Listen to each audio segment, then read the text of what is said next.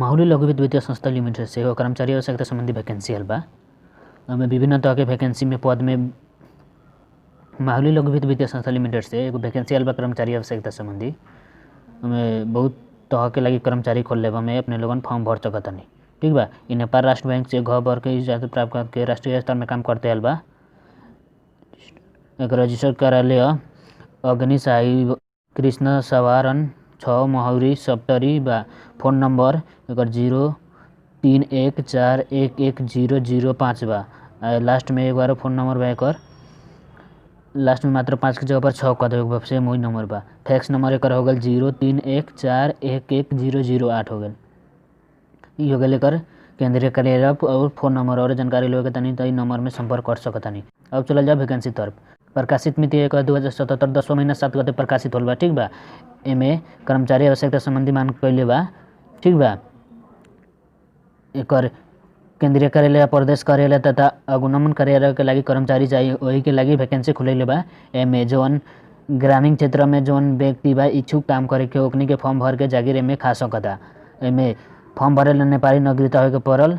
ओकरा फाइल एकर साइड में एगो ढांचा फॉर्म बा। फॉर्म डाउनलोड करके फिलअप करके और पूरा डॉक्यूमेंट रख के अपने के प्रकाशित मिति से 15 दिन के भीतर में अपने लोगन एमे फॉर्म भर सकतानी। प्रकाशित मिति से 15 दिन के बाद फॉर्म भरम तो अपने के रिजेक्ट कर दी, एक्सेप्ट ना करी। फॉर्म भरे से पहले अपने लोगन के उम्र भी तोकले रहेला उ सब होए के पड़ल, पूरा म्याद देखी डॉक्यूमेंट सब होए के पड़ल तब एक्सेप्ट करी, ना तो रिजेक्ट कर दी अपने के दरखास्त फॉर्म। अब चलल जाओ पद तरफ। कौन कौन पद के लागी खुलल बा तो क्रमशः 1 नंबर में हो गल विज्ञापन नंबर 017778। जिम्मेवार हो गल विभागीय प्रमुख सूचना प्रविधिक तथा सूचना व्यवस्थापक विभाग के लागी हो गल। पद हो गल सहायक प्रबंधक वरिष्ठ अधिकृत / अधिकृत। श्रेणी हो गल कार्यकारिणी अधिकृत / अधिकृत बा।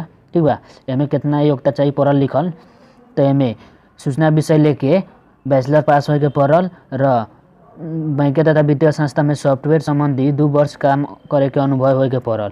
SQ नेट जावा स्क्रिप्ट आदि के बारे में सॉफ्टवेयर संबंधी अनुभव बा जानकारी बा ओकरा प्राथमिकता तरीके बेसी मिली, छनौट होए के चांस रही।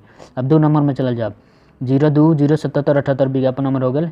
जिम्मेवार में हो गल विभागीय प्रमुख वित्तीय व्यवस्थापक विभाग के लगी। ठीक बा। पद हो गल सहायक प्रबंधक वरिष्ठ अधिकृत / अधिकृत हो गल। श्रेणी हो गल कार्यकारिणी / अधिकृत। एमे कितना चाहिए एमे बैचलर अपने के पास हो के पड़ल चार्टर अकाउंट से। ठीक बा। CA को लेके कमती में 1 वर्ष कार्य अनुभव होए के पड़ल कोनो संस्था से। सेमी क्वालिफिकेशन CA तथा बैंकिंग क्षेत्र में लेखा संबंधी 3 वर्ष कार्य अनुभव होए के पड़ल वा व्यवस्थापन विषय लेके बैचलर पास कैले बनी ओकनी के लागी कार्य अनुभव संबंधी विभाग में 3 वर्ष कार्य अनुभव होए के पड़ल तो ओकनी के तरीका प्राथमिकता बेसी मिली, छनौट होए के चांस रही। अब चला जाओ 3 नंबर में विज्ञापन नंबर 030778। ठीक बा। 3 नंबर में तो एमे हो गल जिम्मेवार विभागीय प्रमुख कर्जा असूली तथा जोखिम व्यवस्थापन विभाग के हो गल। पद हो गल सहायक प्रबंधक / वरिष्ठ अधिकृत / अधिकृत। श्रेणी हो गल कार्यकारिणी / अधिकृत। एमे अपने के कितना योग्यता चाहिए तो एमे बैचलर पास होए के पड़ल। ठीक बा। ओकरा बाद कोनो भी वित्तीय संस्था चाहे बैंक में 3 वर्ष कार्य अनुभव होए के पड़ल जेकर बैंक तथा वित्तीय संस्था में कानून विषय संबंधी ज्ञान बा ओके तरीका प्राथमिकता बेसी दी। ठीक बा। अब 4 नंबर में चलल जाओ। 4 नंबर में 040778 हो गल। जिम्मेवार हो गल विभागीय सहायक कर्जा तथा व्यवसाय प्रबंधन तथा विकास विज्ञान कर्जा असूली तथा जोखिम व्यवस्थापन विभाग अगनी तथा निरीक्षण योजना तथा अनुसंधान करे एमे सब भी करे पड़े तथा पद हो गल वरिष्ठ अधिकृत अधिकृत सहायक अधिकृत हो गल। श्रेणी हो गल अधिकृत की अपने के एमे कितना पढ़ल लिखल चाहिए शैक्षिक योग्यता तो एमे बैचलर पास होए के पड़ल। लघु क्षेत्र में कार्य अनुभव तथा काम करे के अधिकृत पद में 2 वर्ष के होए के पड़ल। एमे ओकनी के तरीका प्राथमिकता बेसी मिली, छनौट होए के चांस रही। भरे के तो सबके मिल जाए बैचलर पास ओकनी के तो जेकर कार्य अनुभव तरीका छनौट होए के चांस रहेला ओकनी के। अब 5 नंबर में चलल जाओ। 5 नंबर में हो गल 05077078। जिम्मेवार हो गल प्रदेश प्रमुख के में। ठीक बा। पद हो गल वरिष्ठ अधिकृत अधिकृत। श्रेणी हो गल अधिकृत के। एमे कितना पढ़ल लिखल चाहिए तो बैचलर पास होए के पड़ल बैंक तथा वित्तीय संस्था में 3 वर्ष कार्य अनुभव होए के पड़ल ओकनी के तरीका मान्यता दी। अब चलल जाओ 6 नंबर में 060778078। जिम्मेवार हो गई अनुगमन तथा प्रदेश कार्यालय और अनुगमन कार्यालय के लगी एमे। ठीक बा। पद हो गल अधिकृत / अधिकृत, श्रेणी हो गल अपने के अधिकृत। एमे भी अपने लोगन के बैचलर पास होए के पड़ल। बैंकिंग क्षेत्र में अनुगमन संबंधी 2 वर्ष कार्य अनुभव होए के पड़ल। ओकनी के एमे भरे के छनौट होए के चांस रही भरम त फॉर्म, ठीक बा। अब चल जाओ 7 नंबर में 07/077/78 व्यवस्थापक प्रतिशाती हो गल। एमे भी अपने के शैक्षिक योग्यता कितना का चाहिए, बैचलर पास होए के पड़ल और 200 के परीक्षा उत्तीर्ण करके कंप्यूटर संबंधी, ईमेल, इंटरनेट, ऑफिस पैकेज संबंधी राम्रो ज्ञान बा ओकनी के एमे भरे के मिल जाई। छनौट भी हो जाई, चांस रही छनौट के सभी जानकारी बा। तो अब चल जब नियुक्ति के किस्म कैसे होई, तो नियुक्ति होई स्थायी, अस्थायी र करार बा संबंधी बा एमे, ठीक बा। अब एमे के 2 नंबर में हो गल कंप्यूटर संबंधी, इंटरनेट, ईमेल, ऑफिस पैकेज रामरी ज्ञान चलाउने बा ओकनी के तरीका छनौट होए के भी चांस रहे के हद में।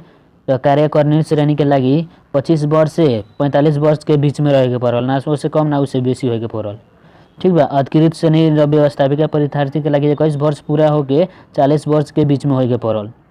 र महिला, यदि महिला में फॉर्म भरता तो महिला के हद में दोनों में 5-5 वर्ष थप दिए, 5 वर्ष बेसी ही रहेला महिला के उम्र में, ठीक बा। और परीक्षा के किस्म कैसे होई, तो लिखित होई, प्रयोगात्मक होई र अंतर्वार्ता। एमे कौनो एक भी हो सकेला, पूरा भी ले सकेला, ठीक बा। एमे अपने लोगन एग्जाम। अब 5 नंबर में चल जाओ।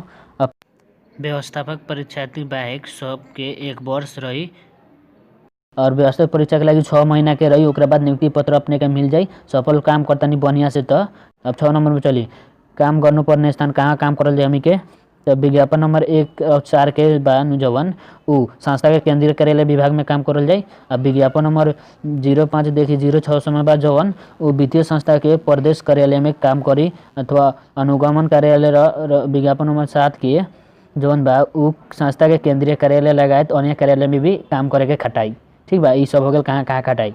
अब दरखास्त फार्म पाइने स्थान कहाँ से दरखास्त फार्म लेवल जाए हमी के, तो केंद्रीय के कार्यालय के वेबसाइट है www.mslbsl.com.np। यही खोल के साइट से अपने लोगों ने एगो फॉर्म डाउनलोड कर सकतानी या फिलअप कर सकतानी, डाउनलोड करके पूरा भर के।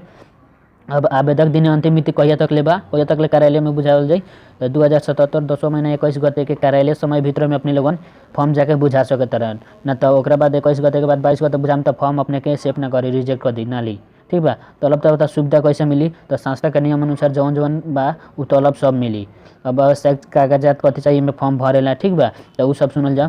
तो योग्यता शैक्षिक योग्यता के पूरा प्रमाण पत्र के अकाउंट कॉपी, प्रतिलिपि, फोटोकॉपी, तालीम के तथा अनुभव बा उ सब के प्रतिलिपि, लाइसेंस बा बाई कोई के ओकरो भी प्रतिलिपि रहल चल घिचिए के पासपोर्ट साइज के 2 प्रति फोटो र व्यक्तिगत विवरण सहित आवेदक फॉर्म भी पेश करे के बा, ठीक बा। फॉर्म जो डाउनलोड करके फॉर्म ओके भी अंतर्वार्ता परीक्षा में सकल पूरा लेके जाए के बा। अपने लोगन के मार्कशीट, कैरेक्टर, अनुभव सब लेके जाए के बा।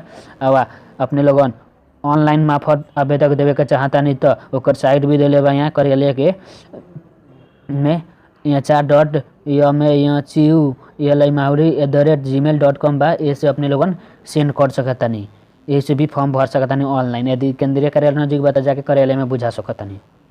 अब 11 नंबर परीक्षा में स्थान कैले तोकी अभी नामावली सब हुई, तो यस वित्तीय संस्था के वेबसाइट में राखी www.mslbsl.com.np में अपने के जाके देखत रह। वहाँ टेलीफोन जो नाम पड़ी शॉर्ट लिस्ट में ओकर टेलीफोन से भी संपर्क कर दी, जानकारी करा दी, ठीक बा। अब 12 नंबर में चल जाओ। अब जौन व्यक्ति के एक न पुगे उम्र नहीं के नेपाली नागरिकता नहीं के ओकनी के फॉर्म भरी नु म्याद तयनांगी के फॉर्म भरी जे टाइम हो गल बा डेट, तो ओकनी के फॉर्म पर कोनो कार्रवाई ना होई, ओकनी के फॉर्म में ना देखियन, ठीक बा। अब चलल जाओ नोट में, तो पूरा दरखास्त जौन में जाई पेश हुई वो सब दरखास्त में से छनौट करी, डॉक्यूमेंट के आधार में शॉर्ट लिस्ट निकाली, सूची लिस्ट, ठीक बा। छोटो सूची लिस्ट में जेकर नाम पड़ी ओकनी के मात्र छनौट अंतर्वार्ता चाहे परीक्षा के लागी संपर्क करी, बाकी सबके ना करी, ठीक बा।